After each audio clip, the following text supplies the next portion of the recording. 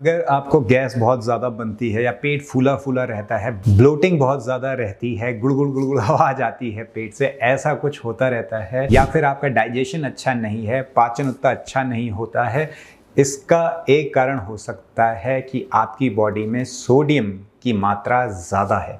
Sodium सिर्फ नमक से ही आपको नहीं मिलता है, सोडियम आपकी बॉडी में आता है बहुत सारे खाद्य पदार्थों से भी, हमें पता भी नहीं रहता है। और जो हम बाज़ार से जो रेडी टू ईट वाला हम फूड खरीदते हैं, जो आप खोलो और खा लो, चिप्स है और भी जो भी चीज़ें हैं, पैकेज्ड भी हैं, इवन जिसको हेल्थी भी कहा जाता है, उन सब में भी आपको ज़्यादा मात्रा में सोडियम मिल सकता है। थोड़ा थोड़ा थोड़ा करके दिन भर में वो आपकी बॉडी में सोडियम की मात्रा ज़्यादा कर देगा, जिससे आपको गैस ब्लोटिंग की दिक्कत होने लगेगी। अब इसको अगर कम करना है तो इसके लिए आपको अपने शरीर में बढ़ाना होगा पोटेशियम। तो वो एक मिनरल जो आपके पेट को सपाट करने में, जो आपकी गैस ब्लोटिंग इन सारी दिक्कतों में हेल्प कर सकता है, वो है पोटेशियम। अब पोटेशियम ऐसा नहीं कि मैंने पोटेशियम कह दिया तो आप मार्केट में जाकर खरीदने की उसको कोशिश कर रहे हैं। पोटेशियम आपको खाने से मिल जाएगा। मैं आपको अभी बताता हूँ किन चीज़ों में वो ज़्यादा होता है, उन चीज़ों को आप ज़्यादा इस्तेमाल करिए। इससे क्या होगा, जो आपका सोडियम लेवल है, जिसके कारण आपको हार्ट की यानी कि हृदय की, दिल की परेशानी हो सकती है, हार्ट अटैक हो सकता है और भी बहुत सारी परेशानियाँ होती हैं, वो सब का रिस्क भी कम हो जाएगा। सोडियम और पोटेशियम ये दोनों एक दूसरे को बैलेंस करते हैं। अगर सोडियम बढ़ जाएगा तो पोटेशियम कम हो जाएगा, अगर पोटेशियम बढ़ेगा तो सोडियम कम हो जाएगा। तो ऐसे ये दोनों एक दूसरे को बैलेंस करते हैं।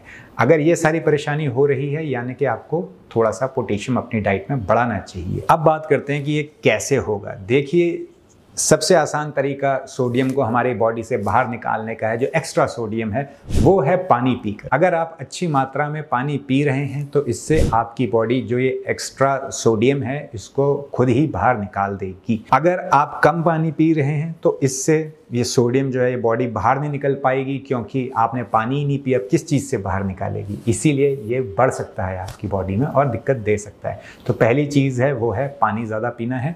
दूसरी चीज़ जो आपको हेल्प करेगी वो है पोटेशियम रिच फूड, यानी कि ऐसे खाद्य पदार्थ जिसमें पोटेशियम ज़्यादा पाया जाता है।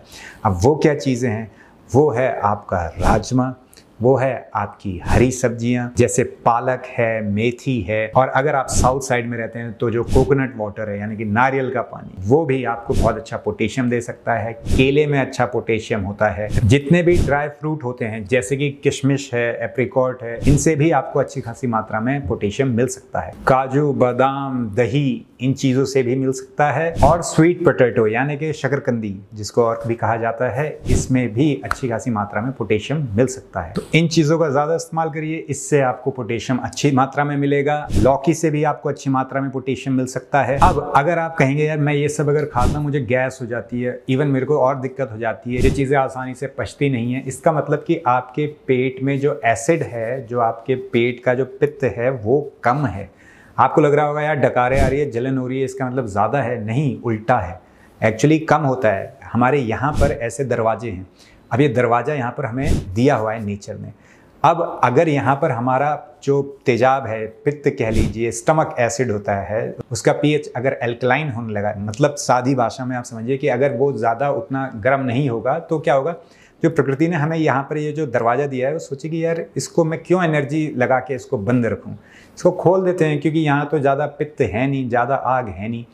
तो जो हमारा पेट है उसके अंदर एक लेयर बनाई हुई है प्रकृति ने कि ये पित्त हमारे पेट में रहे और हमें कोई दिक्कत ना हो। अब क्या है कि ऊपर कहीं पे भी ये जो लेयर है, जो प्रकृति ने हमें एक प्रोटेक्शन दे रखी है, वो यहाँ कहीं नहीं। तो ये जो यहाँ वाला जो पित्त है, जो कि एक्चुअली कम है, जो उतना गर्म नहीं है, वो अगर ऊपर आएगा तो हमें यहाँ पर लगेगा कि अरे यार जलन हो रही है, ये दिक्कतें हो रही हैं।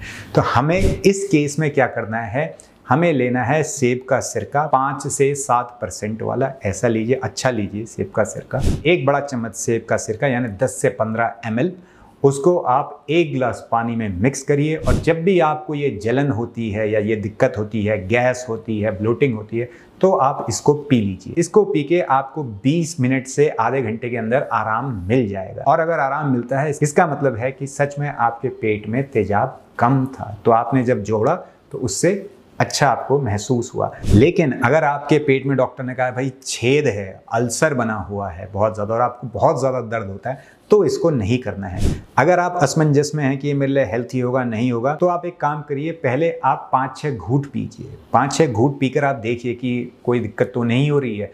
अगर कोई दिक्कत नहीं है तब आप ज़्यादा पी सकते हैं। सिंपल चीज़ है, ज़रूर इसको करिए। पेट अच्छा रहेगा, फ्लैट रहेगा, आपका हृदय अच्छा रहेगा, आप खुद हेल्थी रहेंगे। मिलते हैं अगली वीडियो में एक बड़ी मुस्कुराहट के साथ। तब तक के लिए हंसते रहिए, मुस्कुराते रहिए।